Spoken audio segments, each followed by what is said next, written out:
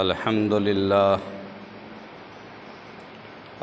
للہ وکفا والصلاة والسلام علی سیدنا و مولانا و نبینا و شفیعنا محمد المصطفیٰ، اما بعد۔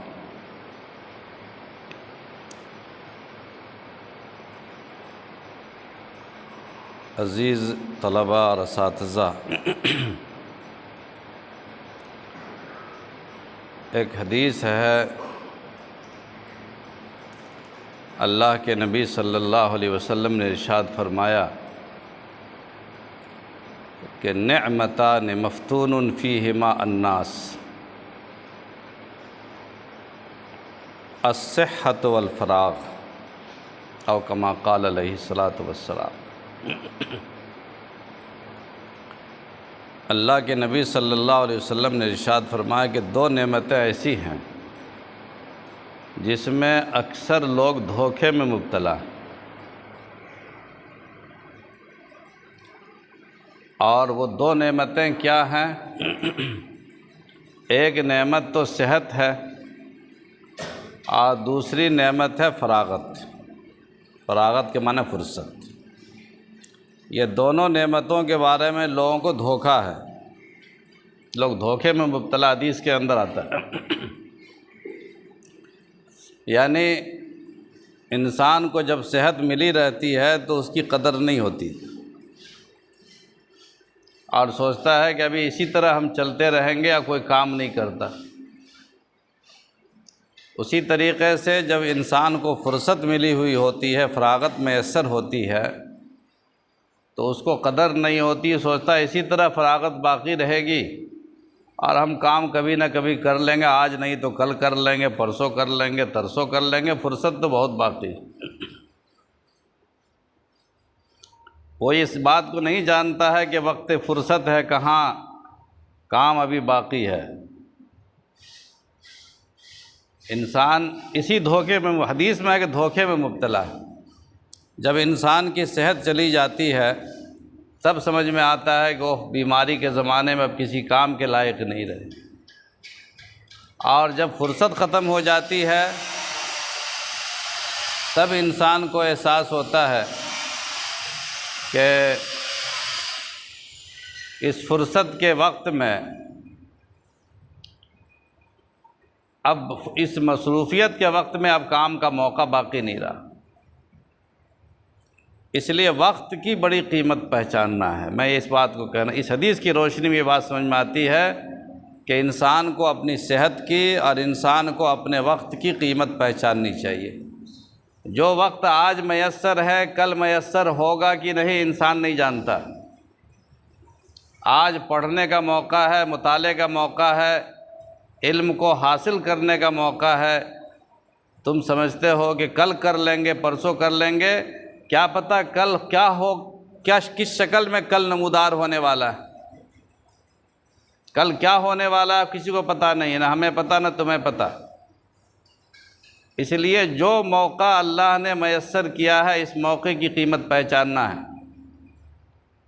چاہے اساتذہ ہوں چاہے طلبہ ہوں، ہم ہو یا تم ہو، اپنے موقع کی قیمت پہچاننا ہے۔ اپنے وقت کے ایک ایک سیکنڈ کو اپنے کام میں لگاؤ، یہ سمجھو کہ پتہ نہیں اگلا لمحہ اور اگلا سیکنڈ مجھے کام کا مل سکے یا نہ مل سکے، کیا حالات ہمارے ساتھ ہونے والے ہیں مجھے پتہ نہیں۔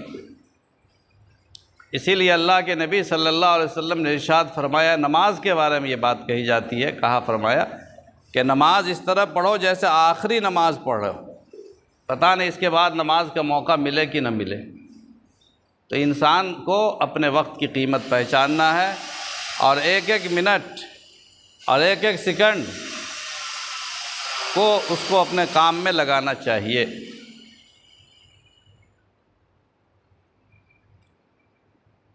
اللہ تعالیٰ نے ہر چیز کا ٹائم مقرر کیا، نہیں کیا ہے؟ اللہ تعالیٰ نے ہر چیز کا وقت مقرر کیا۔ عبادت ہو یا اور بھی جتنی چیزیں ہیں، سورج نکلنے کا یہ وقت مقرر ہے، چاند نکلنے کا ایک وقت مقرر ہے، دن مقررہ وقت پر آتا ہے، رات مقررہ وقت پر جاتی ہے۔ نماز کا ایک ٹائم متعین ہے کہ ظہر کی نماز اس ٹائم میں پڑھنی ہے، روزہ کا وقت مقرر ہے کہ رمضان میں روزہ رکھنا ہے، زکوٰۃ کا وقت مقرر ہے،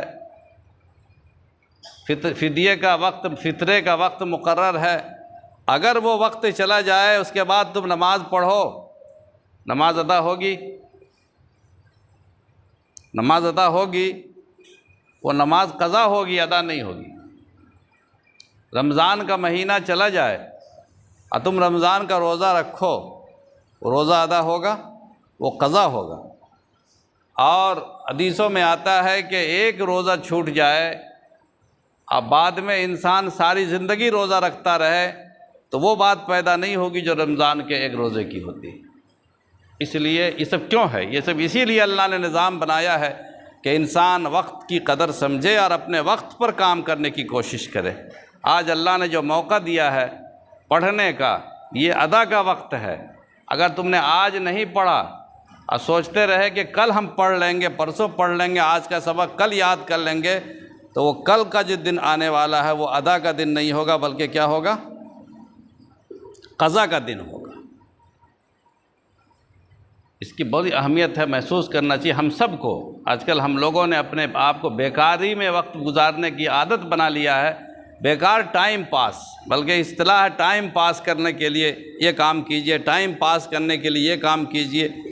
یہ ٹائم پاس، وقت کو گزارنا ایک مستقل فن ہو گیا اس دور میں، جبکہ وقت کو گزارنا اور وقت کو خواہ گزارنا یہ گناہ ہے۔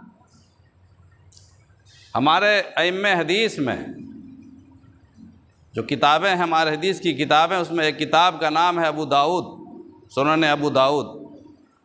امام ابو داؤد رحمۃ اللہ علیہ نے اس کتاب کو 5 لاکھ حدیثوں میں سے چن کر کے مرتب کیا ہے۔ 5 لاکھ حدیثیں ان کو یاد تھیں، ان 5 لاکھ حدیثوں میں سے انہوں نے انتخاب کر کے، منتخب کر کے 4800 حدیثیں اس میں شامل کی ہے۔ صرف 4800 حدیثیں ہیں سنن ابو داؤد میں، 5 لاکھ حدیثوں میں سے خلاصہ 4800، اور پھر 4800 حدیثوں میں سے انہوں نے صرف 4 حدیث منتخب کی کہ یہ 4 حدیث ہے جو زندگی کا خلاصہ ہے، دین کا خلاصہ ہے۔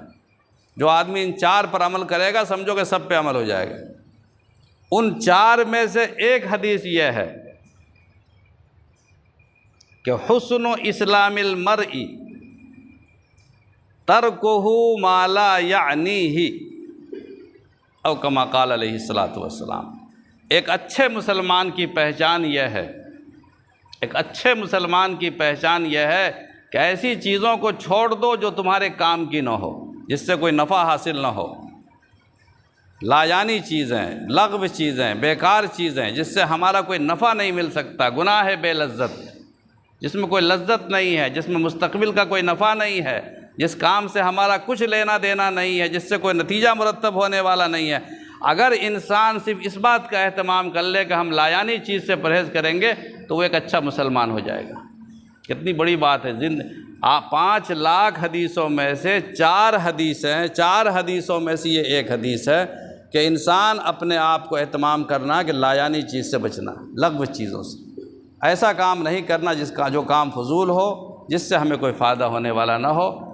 ہم ایسا کام انشاءاللہ کریں گے جس سے ہمیں فائدہ ہو۔ تو فائدہ کس چیز میں ہے؟